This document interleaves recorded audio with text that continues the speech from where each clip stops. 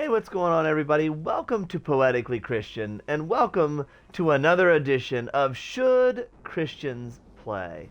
The series where we go between the lines of the ESRB to answer the questions, should a Christian play?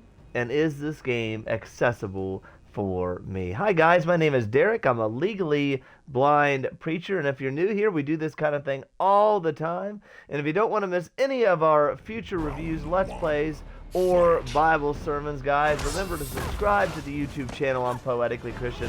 Give us a like on the video if these help you and you'd like to see more. And if you're watching on Poetically Christian Gamer Twitch, remember, guys, to hit that follow button and you'll be able to join us when we are live.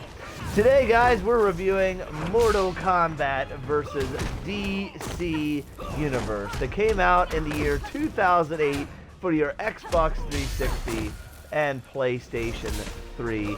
And of course, guys, it is backwards compatible on your Series X. And today, guys, we're going to review this as we always do on two fronts.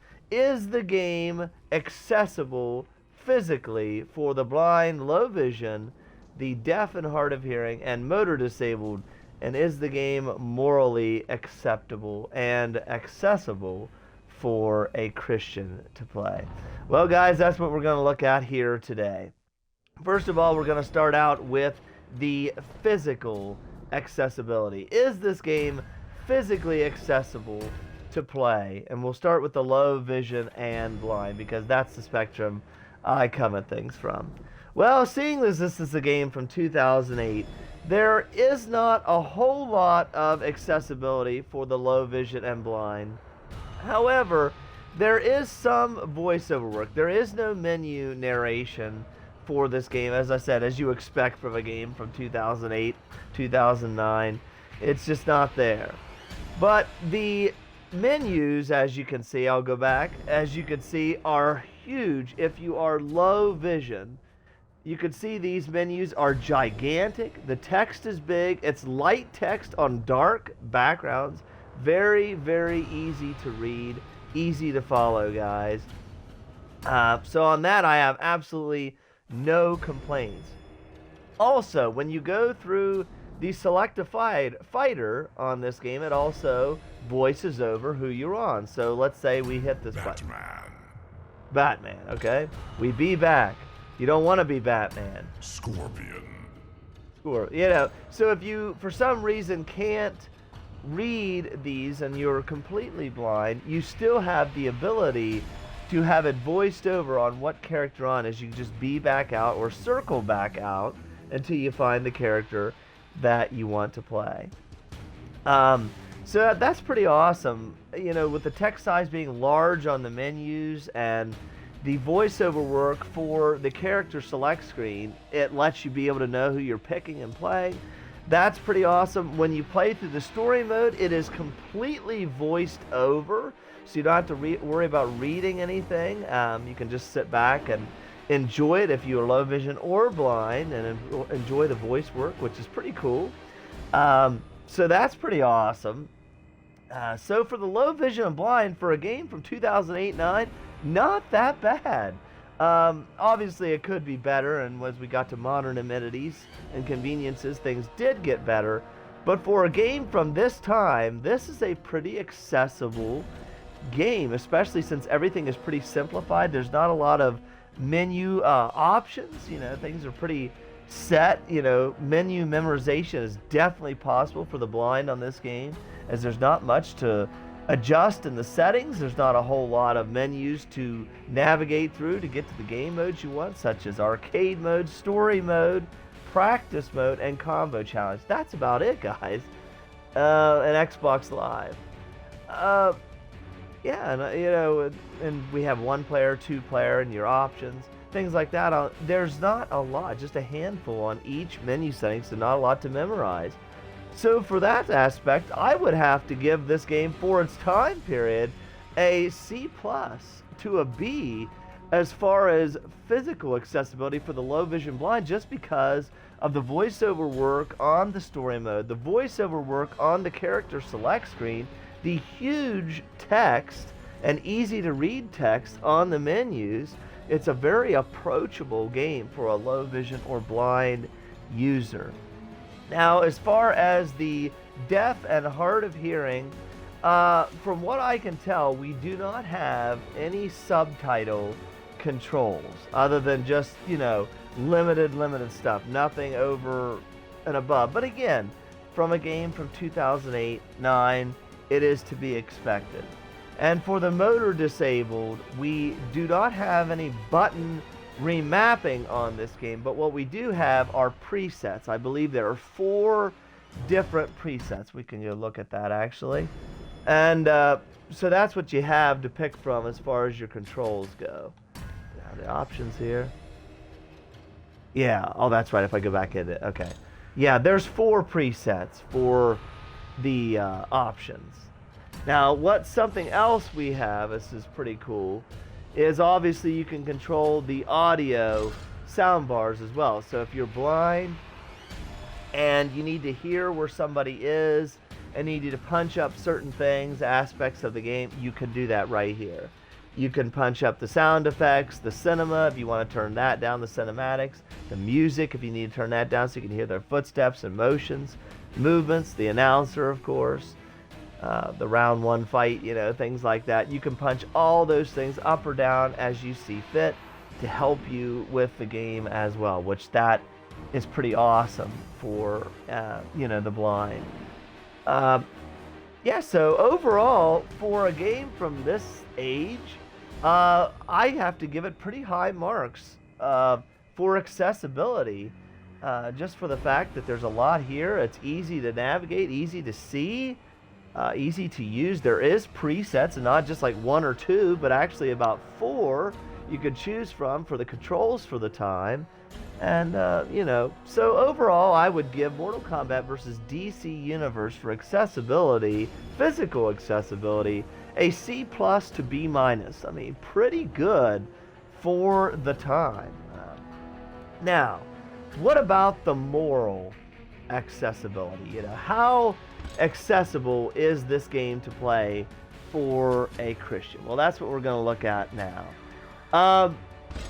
This game got an ESRB rating of T14 for violence and sexual content. What is in this, and of course blood. However, this is one of the lowest rated, and I believe it is the lowest rated Mortal Kombat game outside of the SNES release, Super Nintendo release of the original Mortal Kombat back in 1993. That also got a T for teen rating. This is the only other Mortal Kombat game in the entire series that got an ESRB rating of T14. Everything is toned down in this. The blood, the violence, the finishing moves, the fatalities, all those kind of things. They are all toned down in this thanks to the DC Comics license.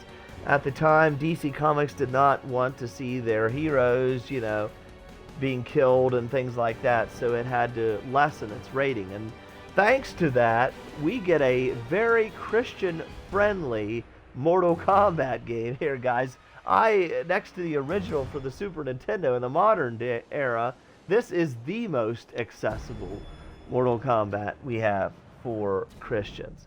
And also, as you see, one of the greatest options you get, and you will not see on hardly any other Mortal Kombat game, is right there, guys, blood.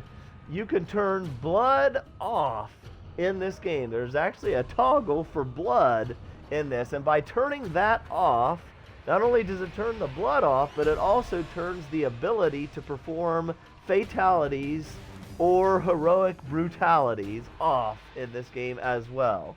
So when the fight is over, it'll still say finish him, and you can just do some kind of a little finishing move or just let them fall over, and there is no fatality. So it disables the finishing moves, the fatalities, and heroic brutalities in this game. Pretty awesome, guys.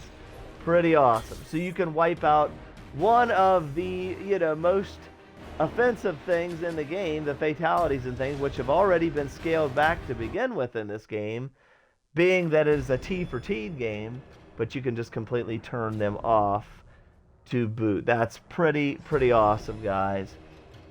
The female dress in this is pretty tame, except for Catwoman. She's the only character in this game that has risque dress that's, not necessarily the best to see in a game. So as far as the sexual content, as you see, I'm just going to show it for just a second. Yeah, she's the only one in the game. Sonya and Katana and Wonder Woman are pretty modestly dressed in this game. Not too bad. Nothing more than what you would see a female in a sporting event. So not too bad. But Catwoman, of course, shows, more than she needs to. And so, as I always say, if that is a temptation to you, I'm visually impaired. I don't play as Catwoman anyway. But if you are not visually impaired and that is a temptation for you, it is in the game. It is avoidable, however. You can not choose Catwoman, and I'll show you something. Superman. Right here, guys. Another way. You could not choose her, and you're going to say to yourself, well, yeah, but I still have to fight against her and see her in a game. No, you don't. Right here, after you choose your fighter on arcade mode, or, you can go in and choose whether you want to see a Mortal Kombat only tower, a DC and Mortal Kombat mixed tower, or a DC only tower. So you have 3 choices on what you want to play. If you choose the Mortal Kombat tower, of course, Catwoman being a DC character, you will never see or fight against Catwoman in the tower. Pretty awesome, guys. So she is completely avoidable in this game. And of course, if you choose a mixed tower, the odds of you getting her would be very low, as there's 20 characters on this game. So, you have a 1 in 20 chance of actually playing against her. So, but of course, if you pick the DC tower, it's going to choose her every time, as it chooses all 10 of the characters, as you have a total of, is it 11? I believe 11 fights, or 12 fights, excuse me. 12 fights on each tower. So you will face her if you go to the DC tower. So, yes, she is in the game. Yes, she's kind of the only holdback as far as sexual content goes, but she is avoidable in the arcade mode. You don't have to play as her, and you can completely avoid fighting against her, which you cannot say that about too many fighting games having that kind of control over it. And of course, being able to turn the blood off, the fatalities off, you can avoid all of that. There is some sorcery in this game, of course, with Shang Tsung being on here. But again, you don't have to play as him, and you can kind of avoid him if you play the mixed tower and things like that. So he's in the game. Obviously, we have the ability to separate fantasy from reality, of course. This game is just fantasy. It's just a game. But he is in there, and if it bothers you and it's a temptation to you, I'm just letting you know Shang Tsung is the character that has that. The rest of the characters use, their magic or whatever you want to say, powers of fireballs and ice and things like that. So nothing more than what you would see in a Street Fighter game. Yeah, so the only other knock I would give against this is in the story mode, there are a couple of very light profanities thrown around very sporadically, hardly at all through the story mode, especially on the Mortal Kombat side. You have 2 story modes in this, the MK story and the DC story. On the Mortal Kombat story, you get a few D words and I think maybe 1 H word sprinkled in, and the same thing on the DC side.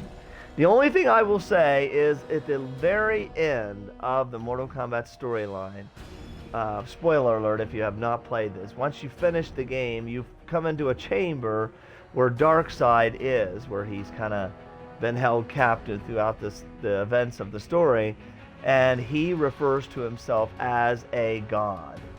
That is blasphemy in its greatest form, and it is in the game only at the very, very tail end of the story mode. However, if you have played through that story mode, it is skippable. You can skip past that and don't have to see that. So it is there, it is skippable, but I just wanted to let you know so you're not shocked if you decide to play the story mode in this. If you're playing on a Series X or something, go back or drag out your old 360 or PS3, play this. It is there at the very end. And the DC side, you do not have that. You come across Shao Kahn at the end of their storyline, who does not say any of those things. And of course, Catwoman, she is also in the story mode in the cutscenes, which are skippable once you've played through it once. But she is there, and her risque dress is there as well. So that's the only holdbacks for the story mode and for the game just as a whole. So basically, guys, I know this has kind of been a long-winded review, but this has been kind of interesting to explain because a Mortal Kombat game typically isn't supposed to be Christian-friendly, especially this Christian-friendly. But that's what we have here. We have a game that is T for teen. The blood can be avoided. The risquely dressed female character, the one and only on the game, can be avoided in the outside modes, such as arcade versus combo challenge. And in the story mode, she can be avoided by hitting the skip button. And also, of course, there's not playing the DC side where you would have to play as her. And then, of course, being able to skip that ending on the MK story side with Darkseid and his blasphemous contents. Other than that, guys, a little bit of profanity sprinkled in. Nothing overly egregious. No taking the Lord's name in vain, no F-bombs, no even S-words.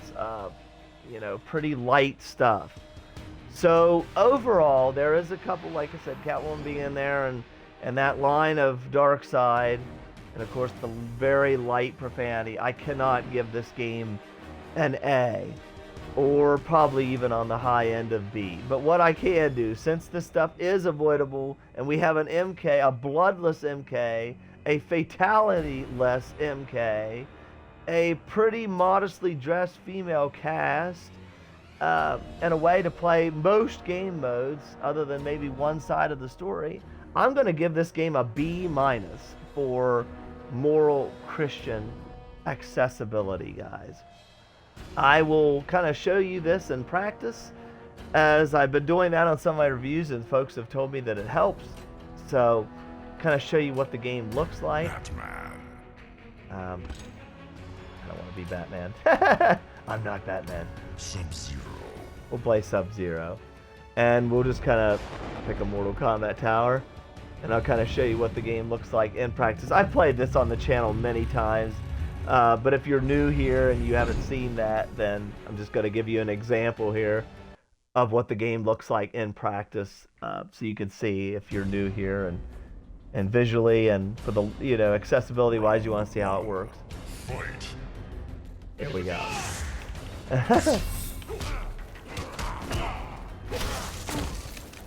Oh, it's pretty awesome, guys. Oh.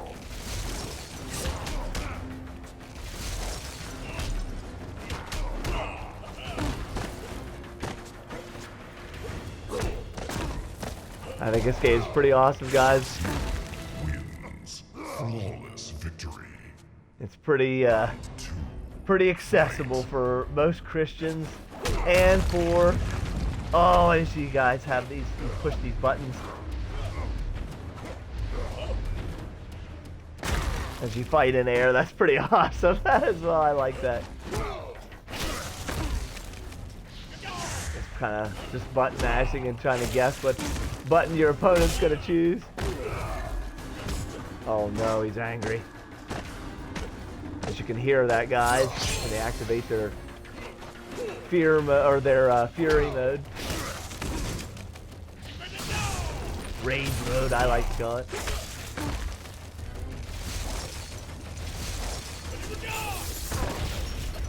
Oh, dropped an ice cube on him, guys. And see, as they're... do your move, freeze them, and it's over, guys. That sounds cold.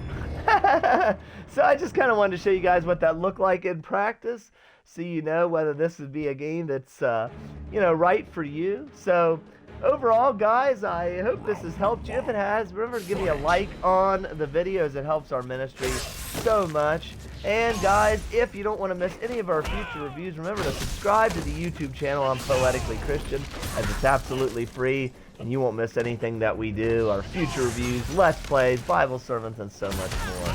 And if you're watching over on Poetically Christian Gamer Twitch, hit that follow button, guys. You'll be able to join us when we are live. This has been another edition of Should Christians Play, the series where we go between the lines of the ESRB to answer the questions, should a Christian play? And is this game accessible for me? Today, guys, we gave Mortal Kombat vs. DC Universe a B- to C+ for physical accessibility, and a B- as well for moral Christian accessibility. I hope this has helped you guys. I love you. God loves you. And until the next one, guys, blessed wishes.